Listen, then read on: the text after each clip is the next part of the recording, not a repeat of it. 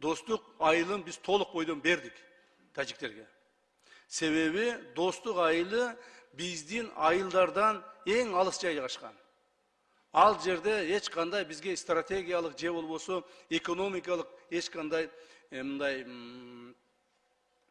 пайда жок деп айтсам болот да, пайда жок деп айтсам болот. Мына мягко айткандачы, пайда жок. Ошондон достук айылын бердик дагы, достук айылынын ордуна баягы 91 гектардын ордуна 91 гектарды эле алдык. Бирок биз шарт койдук. Достук айылын биз жаңадан куруп чыкканбыз. Достук айылында бизде үйлөр бар, жаңадан курулган. Так, ошол үйлөр бар. Ал жерде чек ара заставабыз бар.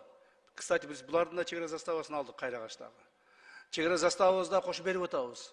Демек бизге ушуга компенсация кылып бересиңер деп жерди 30 гектар жер алдык. Мен ойлоймун, үйлөрдү бузса, курса боло берет. Бирок жер баасыз экендигин билесиздер. Ошондуктан 30 гектар жерди биз суулуу жерден Карабак айылынын жанынан алдык.